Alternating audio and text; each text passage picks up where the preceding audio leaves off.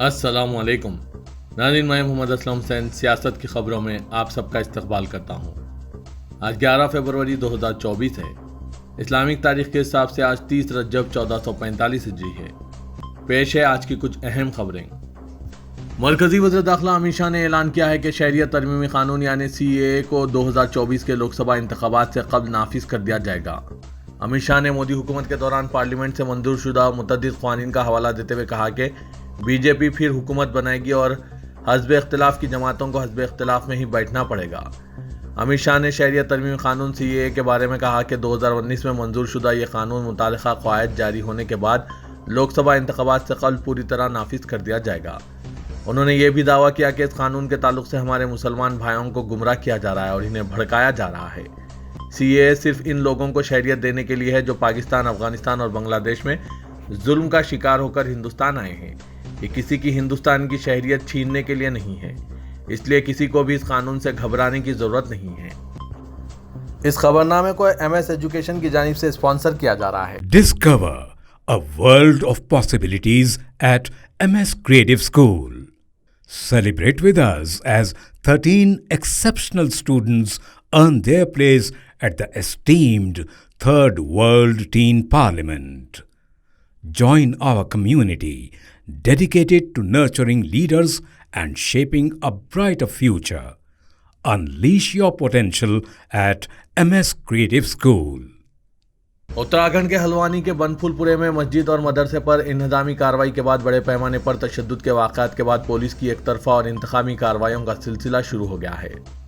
अभी तक police firing के नतीजे में अक़लियती तबके के 6 अफराद शहीद हो चुके हैं, जिनकी शिनाख्त मोहम्मद जाहिद, मोहम्मद अनस, मोहम्मद फ़हीम, मोहम्मद शाबान और मोहम्मद आरिश के तौर पर हुई है। इसके अलावा 3 अफराद मोहम्मद इसरार, मुबीन अहमद और अब्दुल माजिद बुरी तरह जख्मी हैं और इनकी हालत इंतहाई नाजुक है। गुज़िश्ता रात 8 बजे शहर की मस्जिद के इमाम मौलाना अब्दुल बासित ने 4 महलूकिन की नमाज जनाजा पढ़ाई। इंतज़ामिया ने बनफुलपुरा इलाके में तशद्दुद के सिलसिले में 3 FIR में अभी तक 5 गिरफ्तारियां की है और दीगर 19 को नामजद किया है। पुलिस ने FIR में 5000 नामालूम अफराद का नाम भी शामिल कर लिया है, जिससे यह अंदाज़ा होता है कि बड़े पैमाने पर गिरफ्तारियों का सिलसिला शुरू किया जाएगा। पुलिस CCTV फुटेज की बुनियाद पर लोगों को तलाश कर रही है। ताहम इंतज़ामिया के जरिए इस बात पर कोई वजाहत नहीं दी जा रही है कि मस्जिद और मदरसे का मामला हाई कोर्ट में ज़ेर-अल्तवा होने के बावजूद हुक्काम ने एक तरफा इंहज़ामी कार्रवाई क्यों की। महाराष्ट्र में शिवसेना सरबराह उद्धव ठाकरे ने अपनी रिहायशगाह मातब शरीफ बंगले पर मुनक्किदा प्रेस कॉन्फ्रेंस में इल्ज़ाम लगाया कि महाराष्ट्र में हुकूमत की सरपरस्ती में गुंडों का राज चल रहा है, अवाम महफूज नहीं है। ऐसे हालात में सदर राज नाफिज किया जाना चाहिए। उन्होंने इस्तीफा देने के मुतालबे पर गैर जिम्मेदार बयान देने पर फिडनोस को ज़हनी तौर पर बीमार शख्स करार दिया। दूसरी तरफ इसी मामले में कॉन्फ्रेंस और NCP के नुमाइंदा वफ्द ने गवर्नर से मुलाकात करके रियासत में सदर राज नाफिज करने का मुतालबा किया। उद्धव ठाकरे ने अपनी प्रेस कॉन्फ्रेंस में कहा कि मौजूदा हुकूमत की सरपरस्ती में रियासत में गैंगवार शुरू हो गया है और हुकूमत गुंडों का तहफ़्फ़ुज़ कर रही है। ऐसा महाराष्ट्र में इससे पहले कभी नहीं हुआ है। दिल्ली के महरौली में करीब 700 साल पुरानी मस्जिद और मदरसा और कब्रस्तान पर बुलडोज़र चलाने के बाद से आज तक पुलिस की घेराबंदी जारी है। इन इलाकों में किसी को भी जाने नहीं दिया जा रहा है, जिससे मुकामी लोगों में तशवीश पाई जा रही है। हालांकि अदालत ने हालात जूं के तूं रखने का हुक्म जारी किया, लेकिन लोगों का कहना है कि अदालत के हुक्म की खिलाफ वर्जी करते हुए वहां से सारा मलबा ठिकाने लगा दिया गया है ताकि कोई निशान तक बाकी ना रह सके। मामले पर परसों अदालत में समाअत होगी। 30 जनवरी को महरौली की अखवंदजी मस्जिद, मदरसा, बहरुल उलूम और दर्जनों मज़ारात पर बुलडोज़र चला दिया गया है। DDA ने बुलडोज़र नाजायज़ कब्जे के नाम पर चलाया था, जबकि ये तमाम मकामात तकरीबन 700 साल पुराने थे और इस वक्त DDA का नाम व निशान तो दूर की बात तस्वुर भी नहीं था, फिर नाजायज़ कब्जा कहाँ से हो गया। हालांकि अदालत ने DDA से इस ताल्लुक से सवाल भी किया था, जिसके जवाब में DDA ने वहाँ नाजायज़ कब्जे की बात कही थी। मुकामी लोगों का कहना है कि गुज़िश्ता 12 दिनों से इस इलाके में पुलिस की नाकाबंदी जारी है। इस जगह किसी को भी जाने नहीं दिया जा रहा है, जबकि दूसरे रास्ते से वाल्मीकि समाज के लिए कोई रोक टोक नहीं है। लोगों का कहना है कि इंतज़ामिया ने अपनी गलती छुपाने के लिए वहां से सारा मलबा ठिकाने लगा दिया है ताकि कोई निशान तक बाकी ना रहे। उत्तराखंड में अपोजिशन इत्तेहाद ने कांग्रेस की क़यादत में गवर्नर से मुलाकात करके हल्द्वानी वाक़े की अदालती इंक्वायरी का मुतालबा किया। सिविल सोसाइटी की तंजीमों और अपोजिशन इत्तेहाद की जमातों ने रियासती कांग्रेस सदर करण मेहरा की सरबराही में गवर्नर से मुलाकात में मुकामी इंतजामिया की लापरवाही, जल्दबाजी, गैर जानिबदारी और ताकत के इस्तेमाल पर सख्त बरहमी का इजहार किया। وفد نے مطالبہ کیا کہ اس واقعے کی عدالتی انکوائری ہائی کورٹ کے حاضر سروس یا ریٹائرڈ جج سے کرائی جائے۔ اس کے ساتھ ہی نینی تال کے ضلع مجسٹریٹ اور پولیس کے سینئر سپرنٹینڈنٹ کو فوری طور پر معطل کر کے ان کے عہدوں سے ہٹانے کا مطالبہ کیا گیا۔ وفد نے تجاوزات ہٹانے کی مہم کے نام پر گزشتہ 1 سال سے جاری کارروائیوں پر سخت ناراضگی کا اظہار کیا۔ وفد نے کہا کہ بغیر نوٹس کے کارروائی سے لے کر جانبدارانہ اور غیر قانونی کارروائی تک کے واقعات سامنے آئے ہیں۔ ہلدوانی میں مسجد اور مدرسے کا معاملہ ہائی کورٹ میں زیر التوا رہنے کے باوجود انہدامی کارروائی کی گئی۔ مطالبہ کیا گیا کہ تجاوزات ہٹانے کے نام پر کوئی ایسی کارروائی نہیں کی جائے اور کسی بے گناہ کے گھر کو نہ گرایا جائے۔ اپوزیشن جماعتوں نے یہ بھی مطالبہ کیا کہ یہ پولیس کے ذریعے تشدد کے واقعے کے بعد انتقامی کارروائی نہیں ہونی چاہیے۔ اس واقعے سے نپٹنے کے نام پر کی جانے والی ہر کارروائی قانون اور آئین کے دائرے میں ہونی چاہیے۔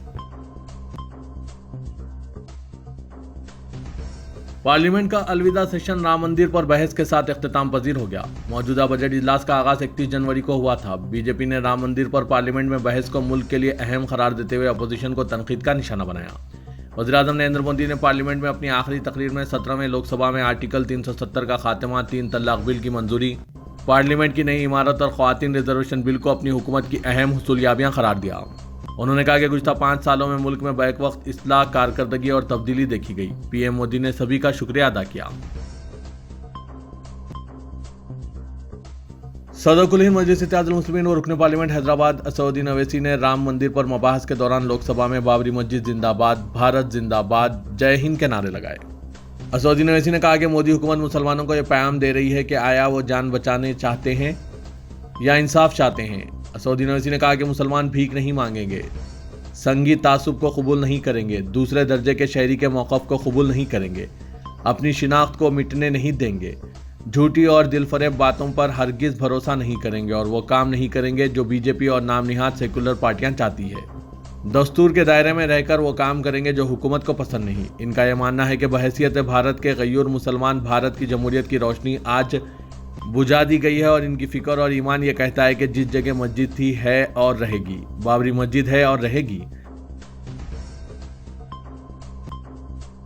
راجستھان کے اجمیر میں مختلف ہندو تنظیموں نے چیف منسٹر بھجن لال شرما کو ایک میمورنڈم بھیجا ہے جس میں اجمیر کو اجے میرو ضلع اور ڈویژن قرار دینے کا مطالبہ کیا گیا۔ اجے میرو 84 کوس سیوا پر یوجنا سمیتی کے کنوینر ترون ورما، اجے میرو دھرم جاگرن پرو یوجنا کے رام سوروپ، وشو ہندو پریشد کے سنجے شرما، پجاری سیوک سنگھ کے آنند پروہت، راشٹریہ بجرنگ دل کے کشن شرما، درگا پرساد سمیت دیگر لوگوں نے ضلع کلکٹر کے ذریعے بھیجے گئے میمورنڈم میں اجمیر کی ثقافت اور ثقافتی ورثے کے تحفظ کے لیے ضلع اور ڈویژن کا نام اجے میرو قرار دینے کی درخواست کی ہے۔ شرپسند عناصر اب اجمیر کا نام بھی بدلنا چاہتے ہیں۔ گزشتہ دنوں میں انہوں نے اجمیر کی درگاہ پر بھی اپنا دعویٰ پیش کیا تھا کہ وہاں پر مندر تھی۔ اب ایک نیا شوشہ چھوڑا جا رہا ہے کہ اجمیر کا نام تبدیل کیا جائے۔ ناظرین، اس پر آپ کی کیا رائے ہے؟ کمنٹ کے ذریعے ضرور بتائیے گا۔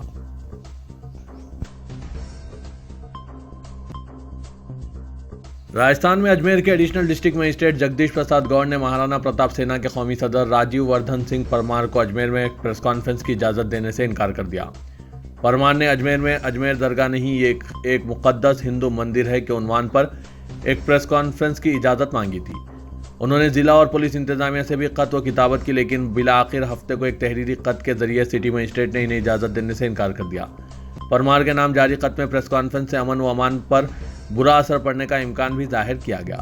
اس کے علاوہ اجمیر میں خواجہ صاحب کی عالمی مشہور درگاہ کا بھی حوالہ دیا گیا۔ مدھیہ پردیش ہائی کورٹ نے ایک درخواست گزار کو 1 لاکھ روپے معاوضہ منظور کیا ہے جس کے مکانات اجین میونسپل کارپوریشن نے قانونی کارروائی کے بغیر منہدم کر دیے تھے۔ عدالت نے معاوضہ منظور کرتے ہوئے اجین میونسپل کارپوریشن کمشنر کو یہ بھی ہدایت دی کہ وہ ان عہدیداروں کے خلاف تادیبی کارروائی کریں جو من گھڑت پنچ نامہ تیار کرنے میں ملوث تھے۔ علاوہ ازیں درخواست گزاروں کو یہ اختیار دیا گیا ہے کہ وہ مزید نقصانات کی تلافی کے لیے سول عدالت کے ذریعے معاوضہ حاصل کریں۔ جسٹس وویک روسیا نے اپنے حکم میں کہا کہ اس عدالت کے مشاہدے کے مطابق مقامی انتظامیہ اور مجالس مقامی کے لیے اب یہ فیشن بن گیا ہے کہ وہ قدرتی انصاف کے اصولوں کی پابندی کیے بغیر اور اخبارات میں شائع کیے بغیر کارروائی کرتے ہوئے کسی بھی مکان کو منہدم کر دیں۔ اس کیس میں بھی ایسا معلوم ہوتا ہے کہ درخواست گزاروں کے ایک رکن خاندان کے خلاف فوجداری کیس درج کیا گیا تھا اور انہدامی کارروائی کی گئی۔ عدالت نے کہا کہ انہدامی کارروائی آخری تدبیر ہونا چاہیے اور وہ بھی مالک مکان کو ریگولرائزیشن کا موقع دینے کے بعد۔ تلنگانہ حکومت نے علل حساب بجٹ میں 6 ضمانتوں پر عملاوری کو یقینی بنانے 53,196 کروڑ کی تخصیص کے ذریعے انتخابی وعدوں پر عمل کے لیے اپنی سنجیدگی ظاہر کر دی۔ ڈپٹی چیف منسٹر و وزیر فائنانس ملو بھٹی وکرمارکا نے آج اسمبلی میں 2,75,891 کروڑ کا علل حساب بجٹ پیش کیا۔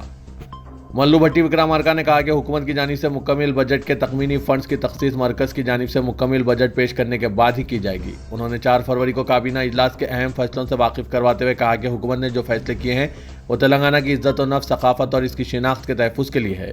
انہوں نے کہا کہ ریاست میں اندرما راجیم اب زیادہ دور نہیں ہے اور حکومت نے تلنگانہ عوام میں اعتماد پیدا کر کے یقین دلایا کہ ریاست میں عوامی حکمرانی کو یقینی بنایا جائے گا۔ وزیر فائنانس نے بتایا کہ تلنگانہ میں حکومت سے روزانہ اخراجات میں کٹوتی کے اقدامات کر رہی ہے۔ اس کے علاوہ غیر ضروری انفراسٹرکچر اور اثاثوں پر اخراجات میں کمی کے اقدامات بھی کیے جا رہے ہیں۔ ملو بھٹی وکرمارکا نے دعویٰ کیا کہ تلنگانہ کی تشکیل کے بعد سے اب تک کے 10 بجٹ تقاریر میں کسی نے بھی تعلیم، صحت، انفراسٹرکچر اور روزگار کے مسائل کا منصوبہ بند انداز میں حل پیش نہیں کیا، لیکن کانگریس حکومت کے معاوضانہ میں اس روش کو تبدیل کرنے کے اقدامات کیے گئے ہیں۔ انہوں نے پرانے شہر کی ترقی اور موسیٰ ندی کو خوبصورت بنانے کے پروجیکٹ کا تذکرہ کیا اور کہا کہ حکومت سے لندن کی تھیمس ندی کے طرز پر موسیٰ ندی کو ترقی دینے کا منصوبہ ہے اور اس کے لیے حکومت نے علل حساب بجٹ میں 1,000 کروڑ روپے مختص کیے ہیں۔ انہوں نے اقلیتوں کی ترقی و بہبود کے لیے حکومت کے منصوبوں پر عملاوری کے لیے 2,262 کروڑ کی تخصیص کا فیصلہ کیا۔ وزیر فائنانس نے بتایا کہ حکومت کی جانب سے SC طبقے کو 21,874 کروڑ روپے جبکہ ST طبقے کی بہبود کے لیے 13,313 کروڑ روپے مختص کیے گئے ہیں۔ حکومت نے BC طبقے کی بہبود کے لیے 8,000 کروڑ کی تخصیص کی تجویز پیش کی ہے۔ اس کے علاوہ SC طبقے کے لیے موجودہ اقامتی اسکولوں کی تعمیر کے لیے 1,000 کروڑ کی تخصیص کا فیصلہ کیا ہے، جبکہ SP طبقے کے لیے اقامتی اسکولوں کی ذاتی عمارتوں کی تعمیر کے لیے 250 کروڑ کی تخصیص کا فیصلہ کیا ہے۔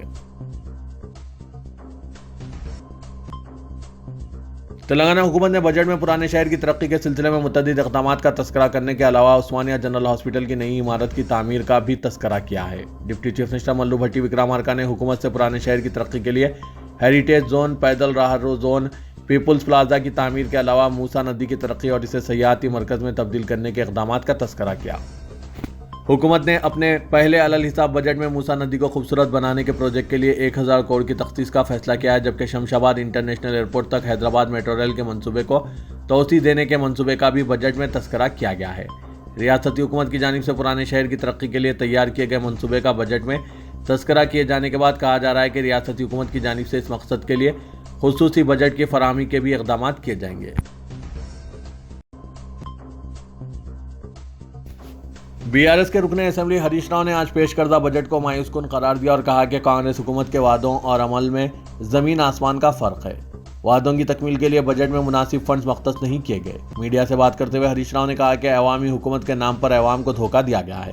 کانگریس انتخابی منشور میں ہر دن پرجا دربار کرنے کا وعدہ کیا گیا، جس کو فراموش کر دیا گیا۔ کانگریس کے وعدے صرف وعدے بن کر رہ گئے ہیں۔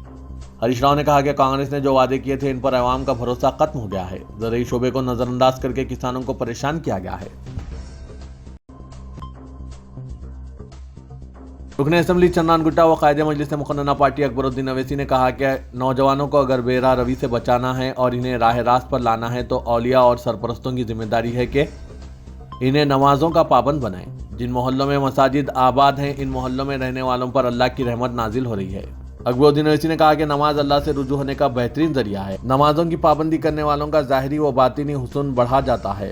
قائد مجلس آیت گارڈنز کنگز ایونیو کالونی بنڈلا گڑے میں جلسے میراج النبی صلی اللہ علیہ وسلم بضمن اختتام 40 روزہ نماز شعور بیداری مہم سے خطاب کر رہے تھے، جس کی صدارت مولانا مفتی حافظ سید صغیر احمد نقشبندی شیخ الحدیث جامع نظامیہ نے کی۔ اکبر الدین اویسی نے نونہالوں اور نوجوانوں کو نماز کا پابند بنانے کے لیے شعور بیداری مہم چلانے والوں کو مبارکباد پیش کی۔ انہوں نے نوجوانوں کو مشورہ دیا کہ وہ دنیا و آخرت میں کامیاب ہونا چاہتے ہیں تو نماز و دیگر عبادت کی پابندی کریں۔ اکبر الدین اویسی نے کہا کہ ہمیں مساجد کو آباد رکھنا ہوگا۔ موجودہ حالات میں مساجد اگر ہم آباد رکھیں گے تو ان کا تحفظ ممکن ہے۔ ویران مساجد پر اغیار کی نظریں ہیں۔ تلنگانہ کے وزیر اعلیٰ ریونت ریڈی نے آج Telangana state road transport corporation یعنی TSRTC کی جانب سے متعارف کردہ 100 نئی بسوں کو جھنڈی دکھا کر افتتاح کیا۔ اس موقع پر خطاب کرتے ہوئے چیف منسٹر نے کہا کہ علیحدہ ریاست تلنگانہ کی تحریک میں RTC کے ملازمین اور ورکرز کی جدوجہد ناقابل فراموش تھی۔ تلنگانہ کی تشکیل پر RTC کے ملازمین نے کئی امیدیں وابستہ کیے ہوئے تھے کہ ان کے مسائل حل ہوں گے۔ لیکن 10 سال کے دوران ان کے مسائل حل نہیں ہوئے۔ RTC کے ملازمین نے اپنے مسائل کے لیے کئی دنوں تک ہڑتال کی۔ اس دوران 36 ورکرز کی موت بھی ہو گئی۔ ہڑتال شروع کرنے پر اس وقت کے چیف منسٹر نے ملازمین تنظیموں کو ہی ختم کر دیا۔ انہوں نے کہا کہ کانگریس کے اقتدار میں آنے کے 48 گھنٹوں کے اندر خواتین کو مفت سفر کی سہولت فراہم کی ہے۔ انہوں نے RTC کے ملازمین کے ساتھ مناسب انصاف کرنے کا وعدہ کیا۔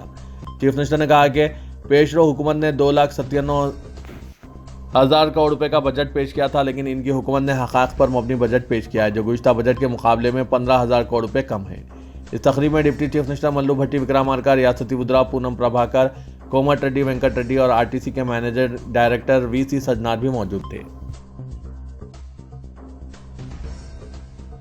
تلنگانہ کے وزیر اعلیٰ ریونت ریڈی نے سیکریٹریٹ کی تعمیر اور مجسمہ امبیڈکر کی تنصیب سے متعلق معاملوں کی ویجیلنس تحقیقات کروانے کا اعلان کیا۔ ریاستی اسمبلی میں علل حساب بجٹ پیش کرنے کے بعد اسمبلی میں واقع اپنے چیمبرز میں میڈیا سے غیر رسمی بات چیت کرتے ہوئے چیف منسٹر ریونت ریڈی نے مختلف امور پر میڈیا کے نمائندوں سے تبادلہ خیال کیا۔ انہوں نے کہا کہ پیش رو BRS حکومت کے ہر کاموں میں بدعنوانیاں ہوئی ہے۔ سیکریٹریٹ کی تعمیر، امبیڈکر کے 125 فٹ طویل مجسمے کی تنصیب اور تلنگانہ کے شہیدوں کی یاد میں تعمیر کردہ یادگار کے کاموں کی بھی ویجیلنس تحقیقات کروائی جائے گی۔ انہوں نے کہا کہ اگر 10 پیسے کے کام پر 11 پیسے خرچ ہوتے ہیں تو کوئی بات نہیں، لیکن اس سے کئی گنا زیادہ رقم خرچ ہوتی ہے تو اس کام میں کچھ نہ کچھ گڑبڑ پائی جانے کے امکانات ہوتے ہیں۔ ان کی حکومت ریاست میں تعمیر کردہ 3 برقی پروجیکٹس، آبپاشی پروجیکٹس اور مشن بھاگیرتا کے کاموں کی ویجیلنس تحقیقات کروا رہی ہے۔ اسی طرز پر سیکریٹریٹ اور دیگر کاموں کی بھی تحقیقات کروائی جائے گی۔ شہر حیدرآباد کے علاقے نیکنام پورے میں کروڑوں روپے کی اوقافی جائیداد پر ناجائز قبضوں اور فروخت کا سلسلہ جاری ہے۔ کروڑوں روپے مالیتی اس اوقافی جائیداد کے تحفظ میں ریاستی وقف بورڈ کی کوششیں ناکافی ثابت ہو رہی ہے۔ سرکاری محکموں، محکمہ مال، وقف بورڈ و دیگر محکموں کی جانب سے سروے کی گئی مصدقہ اوقافی جائیداد جو درج اوقاف اور باضابطہ گزٹ کے علاوہ ٹریبونل کا فیصلہ رکھنے کے باوجود اس کروڑوں روپے کی جائیداد کا تحفظ دن بدن غیر یقینی ہوتا جا رہا ہے۔ نیکنام پورے میں واقع درگاہ حضرت روح اللہ ابراہیم باغ کی اراضی پر قبضوں کا سلسلہ تیزی سے جاری ہے۔ ناجائز قبضوں کے متعلق انسپکٹر آڈیٹر و وقف کی جانب سے نارسنگی پولیس میں شکایت کی گئی اور 4 ماہ کے عرصہ گزرنے کو ہے، لیکن پولیس کی جانب سے تاحال لینڈ گریبرز کے خلاف کوئی کارروائی نہیں کی گئی۔ حالانکہ وقف ٹریبونل نے اراضی کی حصار بندی کا حکم دیتے ہوئے سالوں قبل فیصلہ سنایا تھا، باوجود اس کے وقف بورڈ نے درگاہ کے متولی اور مینیجنگ کمیٹی کو اپنے فنڈ سے حصار بندی کرنے کی ہدایت دی تھی۔ فنڈز کی قلت کے سبب تاحال حصار بندی کا کام موقوف رہا، جس کے سبب 13 ایکڑ 26 گنٹے پر محیط اس اراضی پر ناجائز قبضہ کرنے کے لیے اور 60 گز کے لحاظ سے پلاٹس فروخت ہونے لگے ہیں۔ تعجب کی بات تو یہ ہے کہ بغیر سرکاری مداخلت اور سیاسی اثر و رسوخ کے پلاٹس کی فروخت ممکن نہیں۔ اس وقف اراضی کو کس طرح سے باقاعدہ بنایا جا سکتا ہے؟ اگر باقاعدہ نہیں بنایا گیا تو پھر فروخت کس طرح ہو رہی ہے؟ محکمہ ریونیو کی سرد مہری اور سیاسی اثر و رسوخ اس وقف اراضی کی تباہی کا سبب بنا ہوا ہے۔